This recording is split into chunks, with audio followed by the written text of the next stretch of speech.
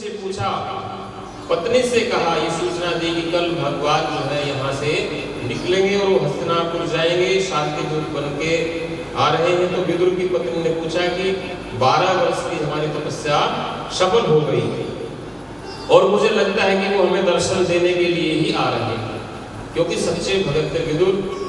तो विदुर की पत्नी कहती कि आप तो कृष्ण जी पहचानते हैं, क्योंकि ज्यादा संपर्क था नहीं, लेकिन विदुर ने कहा कि हाँ, वो मुझे अच्छे से पहचानते हैं और वो मुझे प्रेम से काका जी कहते हैं। तो विदुरानी भी खुश हो गई कि फिर तो मैं भी इस नाते काकी हुई, तो बड़ी प्रसन्न होती है। और ये उनके मन में भाव है कि भगवान का दर्शन हमें कल मिलेगा। उन्होंने बताया कि मुझे 2-3 दिन से अच्छे स्वप्न आ रहे हैं। देखिए, अच्छे सपने आना भी भगवान की कृपा है। संत तो कहते हैं कि सपने में भगवान के दर्शन हो जाएं और प्रत्यक्ष हो जाएं, दोनों में श्रेष्ठ सपने के दर्शन को माना। कारण क्या है? क्योंकि सपनों पे अपना जोर नहीं होता, मन में जो चलता है उसी के स्वप्न बनते हैं। तो मन की स्थिति को स्वप्न बताते हैं कि हमें कैसे सपने आ रहे हैं। यदि भक्त व्यक्ति है उसको भगवान के सपने ही आएंगे, तीर्थ यात्राओं में रहेगा, मंदिरों के दर्शन करेगा। तो विदुरानी कहती है कि मुझे 2-3 दिन से स्वप्न आ रहे हैं और स्वप्न में जो है ना बहुत भीड़ है और भगवान के दर्शन मुझे हुए। और फिर वो एक जिद करती है कि भगवान को आप भोजन पे आमंत्रित कर दें, कि आप तो कहते हैं कि वो मुझे काका जी कहते हैं, तो आप भगवान को भोजन पे क्यों नहीं बुला सकते?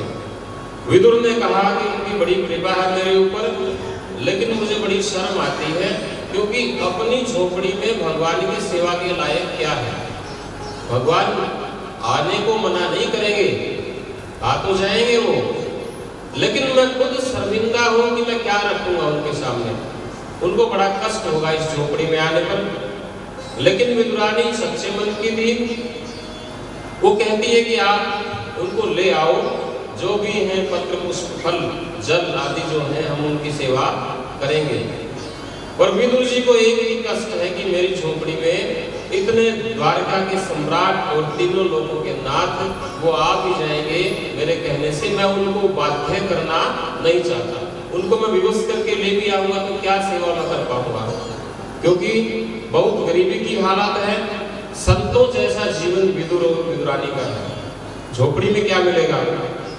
तो लेकिन पत्नी नहीं मानती कि एक बार मेरी तो ये इच्छा है कि एक बार भगवान मेरे घर पे आ जाए और मैं उनको भोजन करता हुआ यहाँ देखूं, मेरे पास जो भी है मैं उनको प्रेम से खिलाऊं और पंखा लेके मैं हवा करूं, ये मेरी इच्छा है। तो गर्मी उनको मैं बिल्कुल नहीं लगने दूंगी और जो भी मेरे पास झोपड़ी में है मैं उनको प्रेम से भोजन करवाऊंगी। पर विदुर जी को संकोच है कि मैं कैसे कहूँगा उनको आने के लिए। और अगले दिन कहते हैं कि उसी रास्ते से जब भगवान गुजरते हैं तो द्वारिकाधीश हैं भगवान और प्रतिष्ठित वेदपाठी मंत्रोच्चार कर रहे हैं और विदुर और विदुरानी जी भीड़ के अंदर खड़े हैं।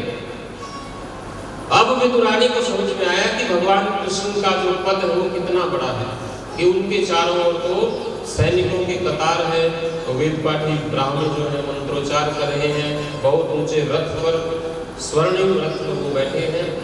और फिर अपनी स्थिति पता लगती है कि इस भीड़ में भोजन की कहने की तो बात दूर है, उनकी दृष्टि हमारे ऊपर पड़ जाए यही बड़ी बात है। इस भीड़ में वो हमें पहचानेंगे नहीं और इतनी भीड़ है, उनकी दृष्टि भी यदि मेरे ऊपर गिर जाए तो वो प्रार्थना करती है कि भगवान कि मैं तो भोजन करा हुआ ही मान लूंगी, आप केवल मेरी ओर एक बार देख देंगे। तो इस प्रार्थना के साथ विदुर और विदुरानी दोनों खड़े हैं और भगवान कृष्ण दृष्टि नीचे किए हुए हैं, किसी की ओर नहीं देखते, क्योंकि भगवान की दृष्टि इतनी सामान्य नहीं है। लेकिन विदुरानी जी की 12 वर्ष की तपस्या है। जब भगवान वहां से गुजरे, उनका जो रथ है, रथ सब देखते हैं, रथ में घोड़े जुड़े हैं, ऐश्वर्य है और विदुर और विदुरानी के मन में ये भाव है।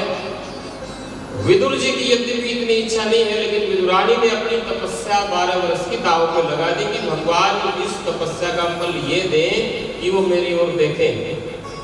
और कहते हैं उनका दर्शन हुआ और हृदय जो है ना पिघल गया, सब और जय जयकार होने लगी। और श्री कृष्ण ने जो है ना विदुरानी की ओर आंखें मिला करके देखा और विदुरानी जो है अपने को धन्य मानती है क्योंकि की हुई तपस्या का फल मिल गया। और ये आश्वासन भी दिया, संकेत भी किया कि मैंने तुम्हें पहचान लिया है। देखिए भगवान के तो भगवान कहते हैं कि चींटी के पग पायल बाजे वो भी साहिब सुनता है। कि चाहे छोटी चींटी है और वो अपने पाँव में पायल बांध के भगवान के लिए बजाए तो भगवान के कान में उस पायल की आवाज पहुंचती है। जीव के छोटा होने से भगवान की दृष्टि से वो नहीं छिपता। तो विदुरानी जी को कृपा की उन्होंने और संकेत भी किया आंखों से कि मैं आता हुआ वापस से लौटूंगा। और भगवान कृष्ण हस्तिनापुर आए और हस्तिनापुर आने के बाद पता था धृतराष्ट्र को कि दुर्योधन नहीं मानेगा और धृतराष्ट्र मन ही मन ये चाहता था कि 5 गांव की बात हुई है, 5 गांव भी दुर्योधन नहीं देगा और ना दे तो अच्छा है क्योंकि भगवान कृष्ण पांडवों के साथ हैं और पांडव कभी लड़ाई नहीं करेंगे। वो करेंगे तो भगवान लड़ाई नहीं करने देंगे क्योंकि वो समझा देंगे और पूरा जो साम्राज्य है मेरे पुत्रों के पास रह जाएगा। तो दुर्योधन जो है ना शर्त को स्वीकार नहीं करता और उल्टा भगवान कृष्ण को बंदी बनाने का आदेश देता है। और भगवान ने तेजस्वी स्वरूप दिखाया और ऐसे ही डर गए जैसे इस आवाज से हम लोग डरे हैं। सारे के सारे जो है तेजस्वी स्वरूप से भयभीत हो गए। उस स्वरूप को केवल भीष्म पितामह देख पाए और भीष्म पितामह जी ने देखा तो विराट स्वरूप, बाकी सब लोगों की आंखें जो है ना काम करना छोड़ गई और भगवान कृष्ण वहां से निकले। कहते हैं कि वेद पाठी ब्राह्मणों ने भी प्रार्थना की कि आप हमारे घर चलिए। भगवान किसी के अन्न के भूखे नहीं है क्योंकि उपनिषदों में लिखा है कि वो जीवात्मा के साथ रहते हैं और खाते नहीं, केवल देखते रहते हैं। द्वाह सुपर्णा सहिजा सहाया समान वृक्षम परिशस्व जाते कि वो जीवात्मा के साथ परमात्मा रहते हैं, केवल देखते हैं। भूख प्यास की उनको आवश्यकता ही नहीं है। तो आते समय वो विदुर जी के घर पे आते हैं और इस बीच में विदुरानी को ये चिंता थी कि भोजन की मेरी जो इच्छा वो भगवान कैसे पूरा करेंगे। और विदुर जी ने समझाया था कि हम अगले 12 साल और तपस्या करेंगे फिर भगवान हमारे घर भोजन करेंगे। इस 12 साल का फल तो ये हुआ कि उन्होंने दर्शन दिए और विदुरानी ने कहा कि वो आएंगे आते हुए। विदुर जी ने कहा कि लगता नहीं मुझे आएंगे, लेकिन हम अगले 12 साल और तपस्या करेंगे और फल यही चाहेंगे कि भगवान हमारे घर भोजन करें। विदुरानी ने कहा कि 12 साल तो मेरी उम्र भी नहीं बची और मैं तो पता नहीं जीऊंगी कि नहीं। तो भगवान कहते हैं कि उसी समय भगवान ने उनकी इच्छा को पूरा किया और आकर के विदुर के घर में भोग भगवान ने लगाया है। बोले भक्त वत्सल भगवान की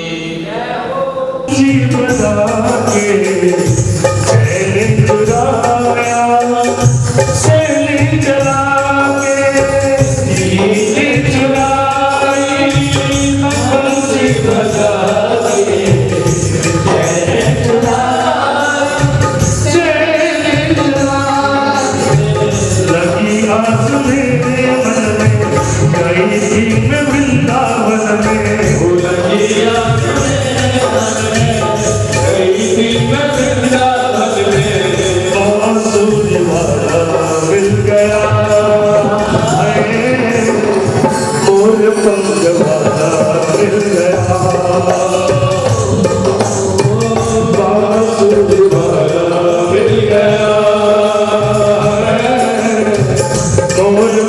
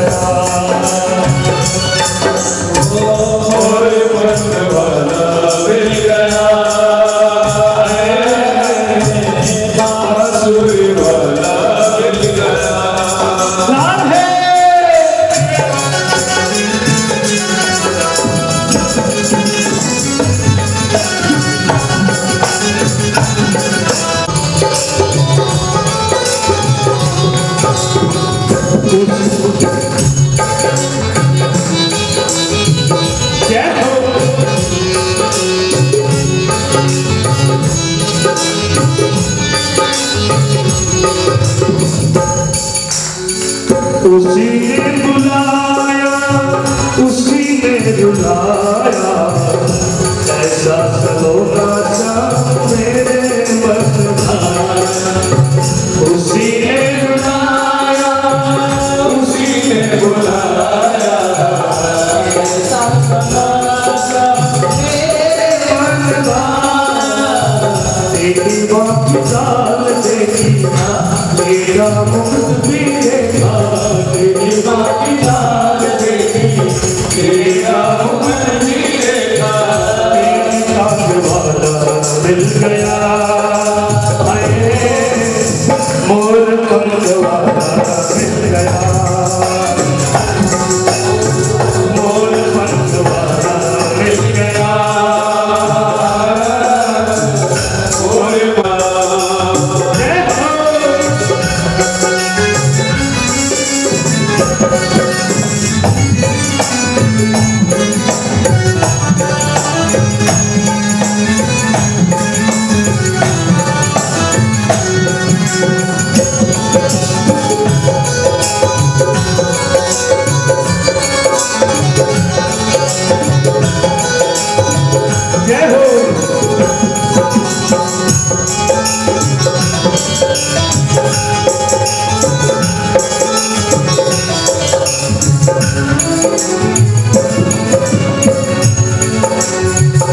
बाके बिहारी मेरे हृदय में बसा, तेरे नशा सुंदर कहाँ चक्र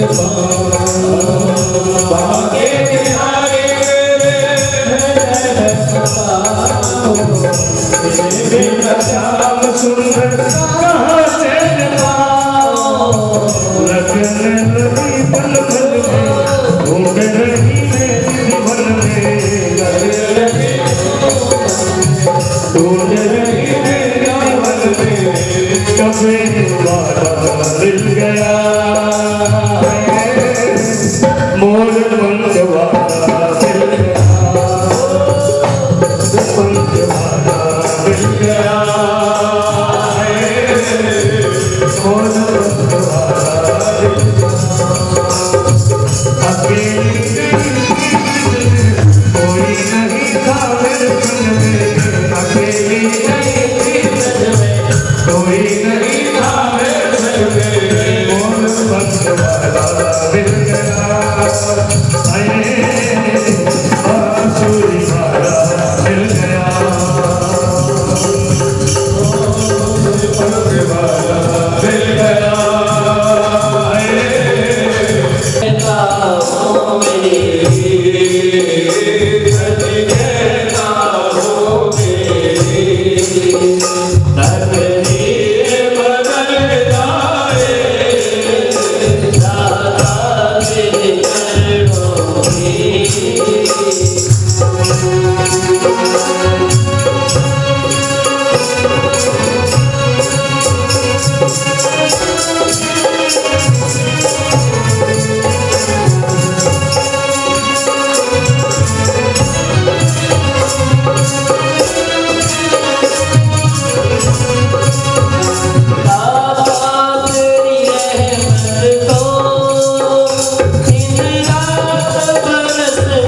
है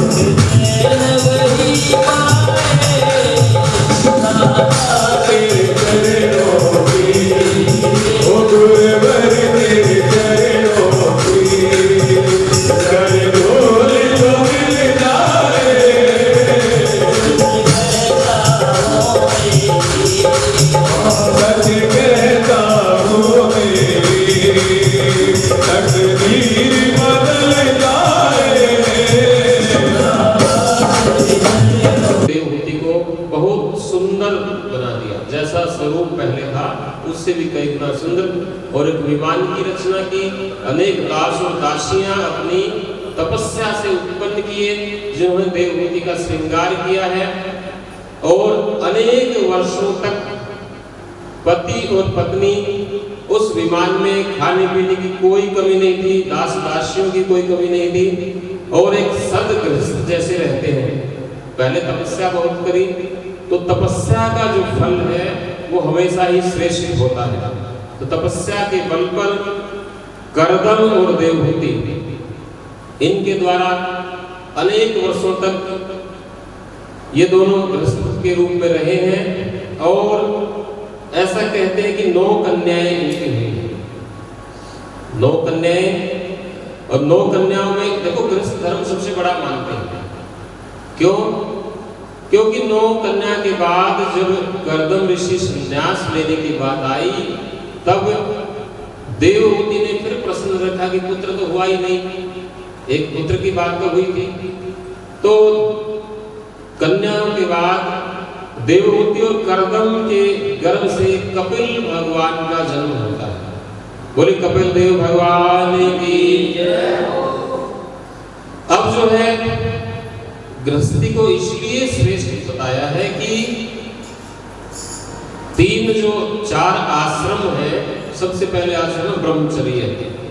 ब्रह्मचारी शिक्षा ग्रहण करते हैं गुरुकुलों में, और वो आते हैं कहाँ पे? भिक्षा मांगने के लिए गृहस्थी के दरवाजे पे आते हैं।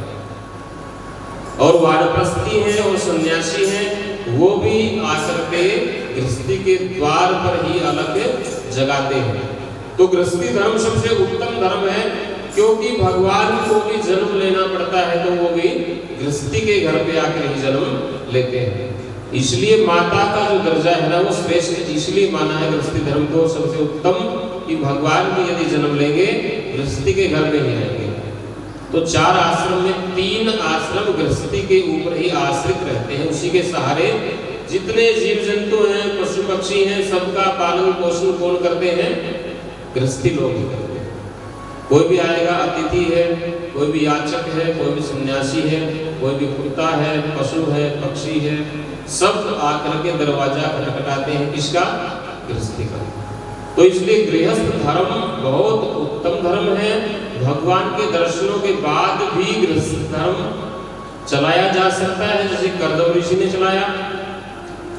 तो ये कोई बाधक नहीं है, या ये मानते हैं कि तो गृहस्थी का जंजाल है, जाल है, ऐसी बात नहीं है। कर्तव्य आप करिए और भगवान का भजन भी करते रहिए, उसी से सदगति होनी है। यही उपदेश शत्रुपा और मनु की जो पुत्री है देवहूति के जीवन का यही उपदेश है, और करदम ऋषि का भी यही उपदेश है। बोले भक्तवत्सल भगवान की। तो आइए वाणी को पवित्र करें। बोले बाल कृष्ण भगवान की जय। बोले जब बड़े सरकार की जय। दाता तेरे चरणों की, श्यामा तेरे चरणों की, गर्दूल जो मिल जाए, सच कहता हूँ मेरी, सच कहता हूँ मेरी, तकदीर बदल जाए, दाता तेरे चरणों की, श्यामा तेरे चरणों की, गर्दूल जो मिल जाए,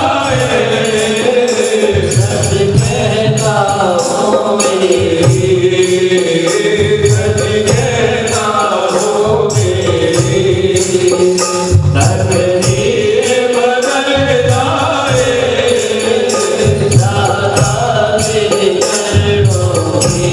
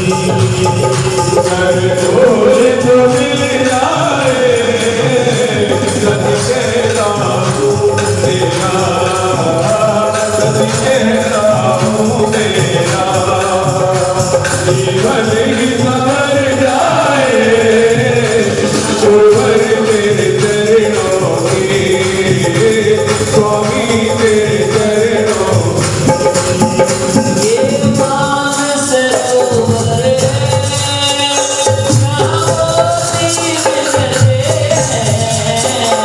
ये मानस सरोवर है वो यहाँ पानी मिलते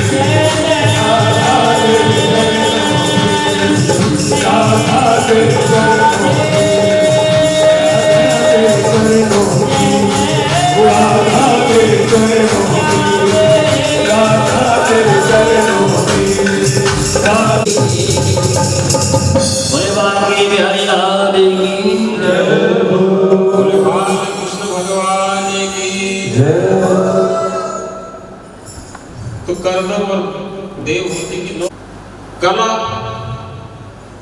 पहली जो कन्या कला है जिनका विवाह मरीचि ऋषि के साथ हुआ है। इन कन्याओं का और इनके जो स्वामी हैं उनका नाम सुनने का भी बड़ा भारी पुण्य है। दूसरी जो कन्या है वो अनुसूया है और उनका अत्रि ऋषि के साथ विवाह हुआ है। अनुसूया जो है पतिव्रताओं में सर्वश्रेष्ठ थी और अनुसूया माता की कथा हम सब लोग जानते हैं। नारद ऋषि ने स्वयं वैकुंठ लोक में जाकर के बड़ी भारी प्रशंसा मां अनुसूया की कि मृत्यु लोक में अत्रि के घर पे माता अनुसूया वो सबसे बड़ी पतिव्रता है। तो मां लक्ष्मी के मन में भी परीक्षा का विचार आया। कैलाश पे गए तो पार्वती के सामने भी यही प्रशंसा की। अब देखो एक स्वाभाविक ईर्षा होती है, कोई दूसरे की बड़ाई करे तो लगता है कि मैं किसी से कम नहीं। तो ये स्त्रियों की आपसी ईर्षा की कहानी है और इसके पीछे का रहस्य भी हम समझेंगे।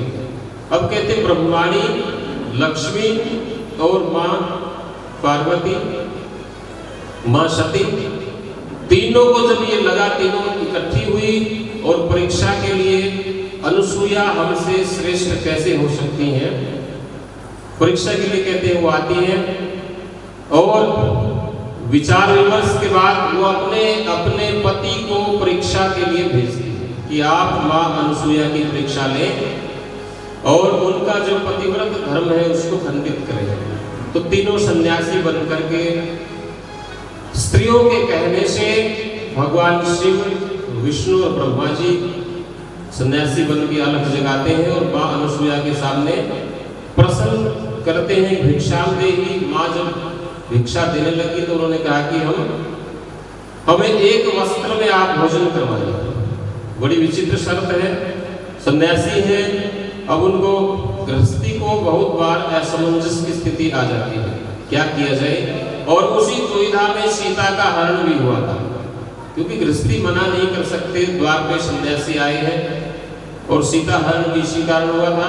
उन्होंने लक्ष्मण रेखा जो है वो लांघ दी थी। अब अनुसूया के सामने भी प्रश्न है और उन्होंने अपने पतिव्रत धर्म से तीनों सन्यासियों को 6-6 महीने के बच्चे बना करके पलने में उनको झुला दिया। तो ऐसा उनके तप का प्रभाव था। जैसे कर्दम ऋषि ने एक विमान बनाया था और पूरी सुख सुविधाएं प्रकट की थी अपनी तपस्या से, ऐसे ही मां अनुसूया ने तीनों बालकों को पालने में झुलाया और भोजन बना करके उनको थोड़ा थोड़ा चखा दिया। अब तीनों जो है ना कई दिन हो गए उनको पलने में झूल रहे हैं। तो तीनों लक्ष्मी, मां सती, ब्रह्मांड जी को चिंता हुई कि अब तक वापस नहीं आए, परीक्षा के लिए गए थे। तो वो तीनों आती है मृत्युलोक में और उन्होंने देखा दिव्य दृष्टि से कि जो 3 बालक के रूप में है यही ब्रह्मा, विष्णु और महेश है। उन्होंने मां से क्षमा मांगी है, मां अनुसूया से, और कहा कि हमें हमारे जो पति हैं वो वापस लौटा दो। तो मां अनुसूया ने कहा कि आप उठाओ, पलने में जो झूल रहे हैं उठा लो। तो एक बार तो तीनों गई और फिर उनको भी समझ नहीं आया कि कौन इनमें ब्रह्मा है, कौन विष्णु और कौन महेश है। यदि गलती से एक ने दूसरे को गलती से उठा लिया तो हमारा पतिव्रत धर्म जो है वो नष्ट हो जाएगा। तो उन्होंने फिर मां अनुसूया के चरणों में गिरी हैं और उनकी कृपा से उनको ब्रह्मा, विष्णु, शिव को पहला स्वरूप मिला। तो ये वही अनुसूया है जो राम वनवास के समय मां सीता और राम और लक्ष्मण तीनों ने इनके दर्शन किए थे। और बहुत सुंदर उपदेश रामचरितमानस में है। अनुसूया ने गृहस्थी में, और गृहस्थी में भी विशेष तौर पे स्त्रियों के लिए क्या धर्म बनता है, बड़ा सुंदर विश्लेषण किया है। और पतिव्रताओं की अनेक श्रेणियां उन्होंने बताई है। मुख्यतः उन्होंने इस बात पे जोर दिया है कि बिना कि कहने के बाद भी ना मानना, पति कुछ कहे और ना माने, वो जो है ना निकृष्ट श्रेणी में है, अधम है वो स्त्री।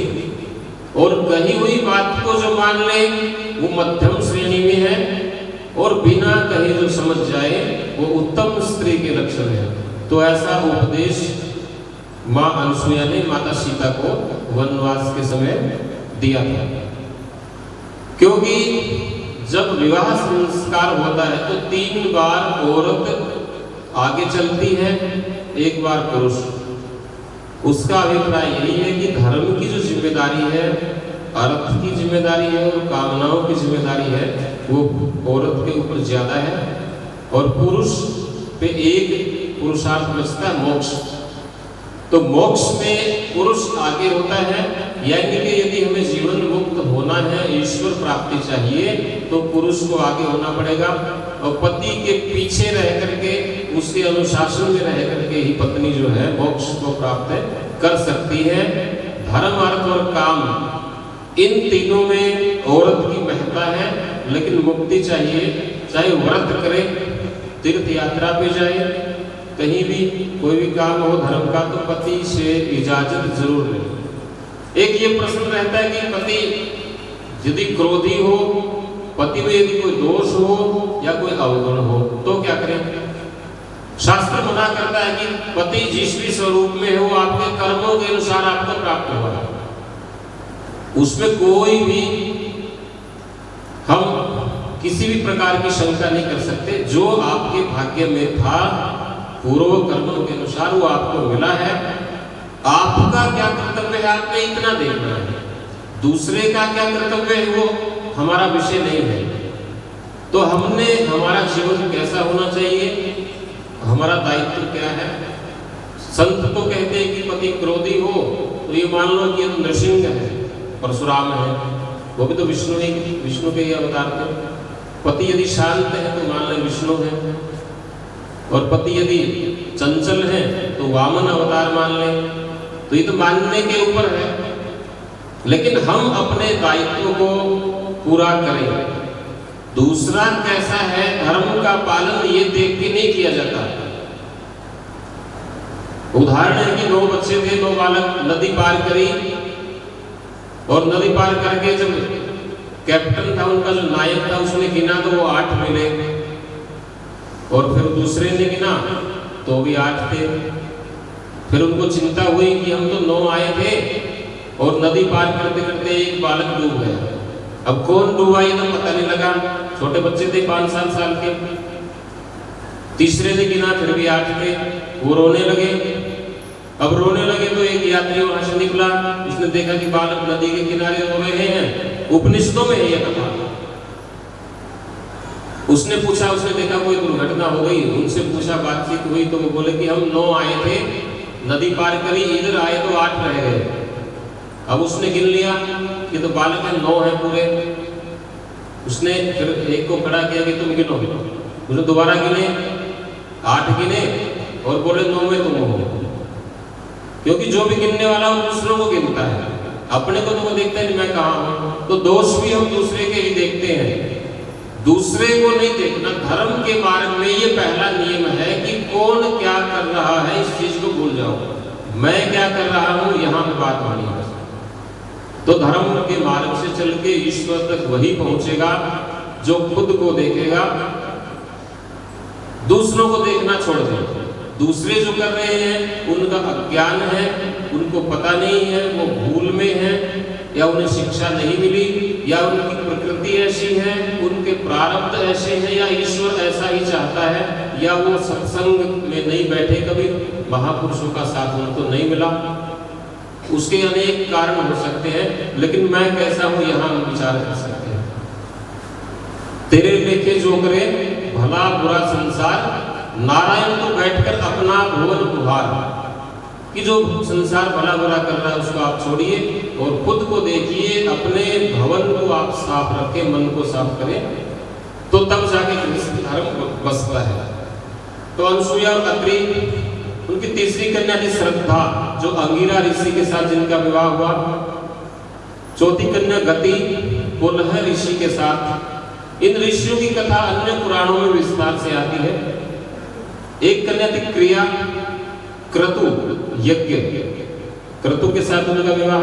ख्याति जो कन्या थी उनका भृगु ऋषि के साथ विवाह हुआ। अरुंधति जो कन्या है वशिष्ठ ऋषि के साथ इनका विवाह हुआ। और अरुंधति का नाम भी पतिव्रताओं में अग्रगण्य है। आकाश मंडल में सप्त ऋषि हैं, 7 ताराओं का समूह, और 7 तारा में वशिष्ठ जो तारा है उसके पास में एक तारा और है, वो अरुंधति है। तो अरुंधति का स्थान आकाश मंडल में भी है, पति के साथ वो विराजित हैं। और शास्त्र तो कहते हैं कि जब व्यक्ति की मृत्यु नजदीक आती है तो अरुंधति तारा उनको दिखाई नहीं देता। और ध्रुव के बारे में भी ऐसी है कि ध्रुव तारा भी उनको दिखाई देना बंद हो जाता है 6 महीने पहले।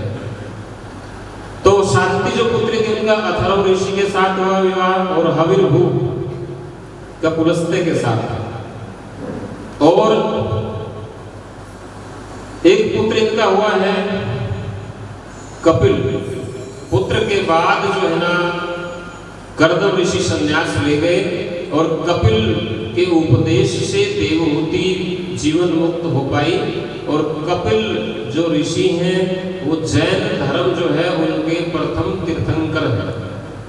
तो जैन धर्म की उत्पत्ति भी हमारी संस्कृति के अनुसार हिंदू से ही है। इनके हिंदू धर्मशास्त्र हैं, उनमें स्पष्ट उल्लेख है कि जैन और बौद्ध वो हमारा ही हिस्सा है। तो जैन के प्रथम जो तीर्थंकर हैं वो ऋषभ देव जी हुए हैं। कपिल जो है सांख्य शास्त्र के प्रणेता है। तो कपिल जो है ना सांख्य शास्त्र के हैं। सांख्य शास्त्र में कपिस्थल कैथल के पास, कैथल जो नगरी है हमारी, वहाँ पे कपिल मुनि का मंदिर भी है, कलायत के पास भी है, वहाँ कभी जाकर के देखें।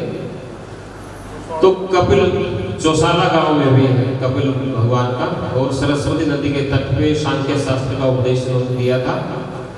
और जैन धर्म जो है ना वो ऋषभ देव जी से निकला है, जिनकी कथा आगे अगले दिन में आएगी।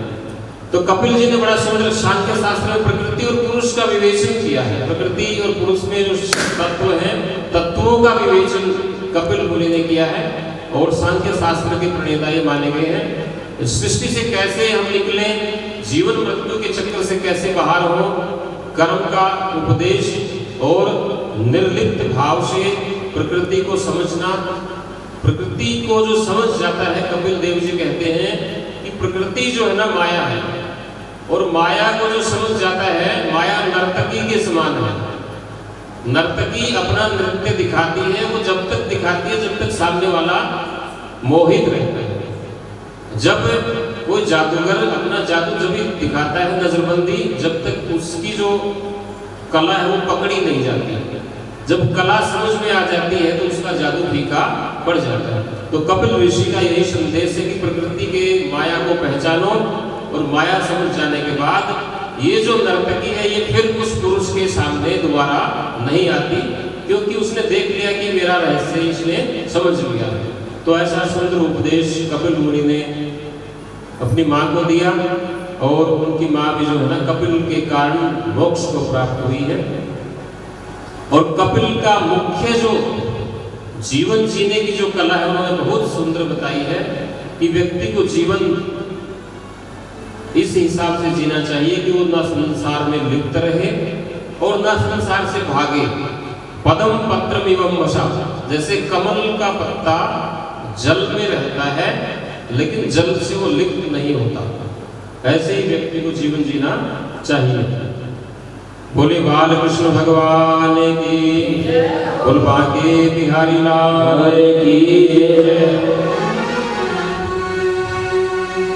छीन दिया मेरा भोला समन, राधार बन जाए राधार बन। छीन दिया मेरा भोला समन। सांख्य शास्त्र में कपिस्थल कैथल के पास, कैथल जो नगरी है हमारी, वहाँ पे कपिल मुनि का मंदिर भी है, कलायत के पास भी है, वहाँ कभी जाकर के देखें।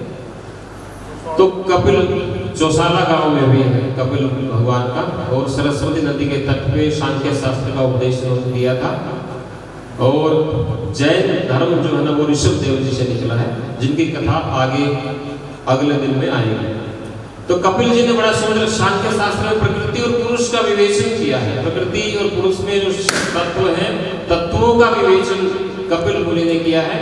और सांख्य शास्त्र के प्रणेता ये माने गए हैं। सृष्टि से कैसे हम निकलें, जीवन मृत्यु के चक्र से कैसे बाहर हो, कर्म का उपदेश और निर्लिप्त भाव से प्रकृति को समझना।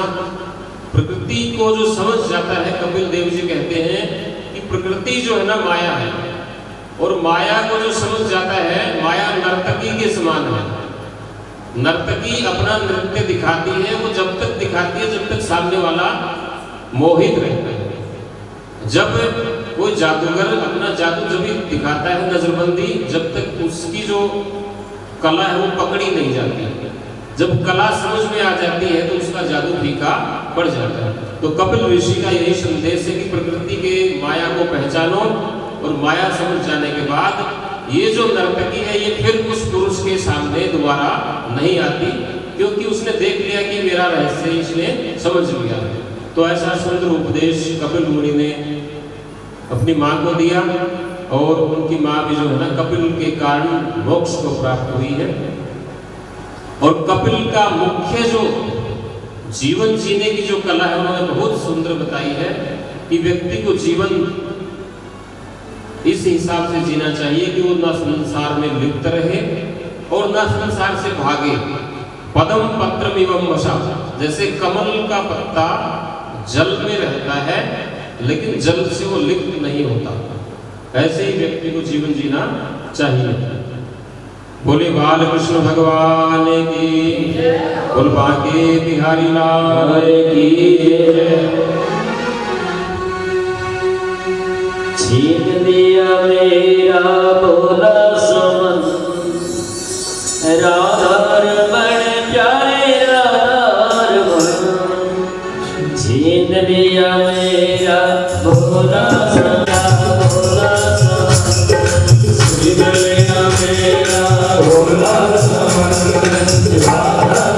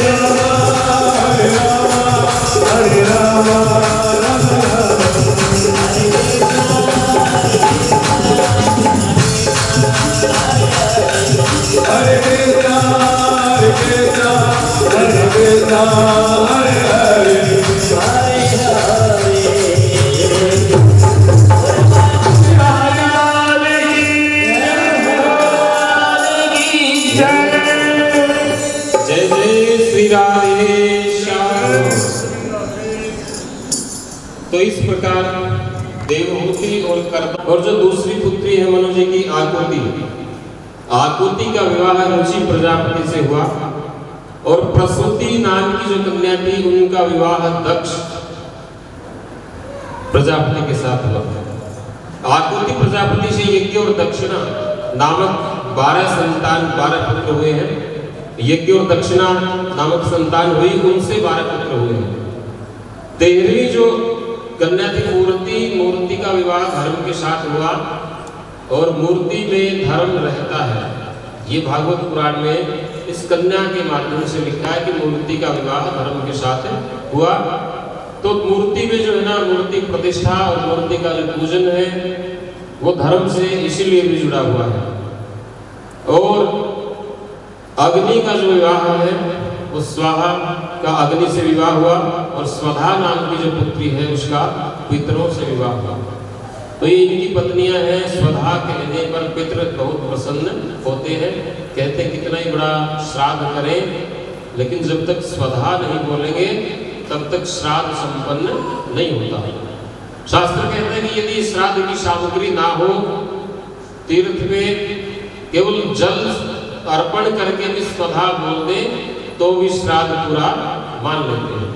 तो पितरों के साथ स्वधा कन्या जो थी उसका विवाह हुआ और स्वाहा अग्निदेव के साथ स्वाहा का विवाह है।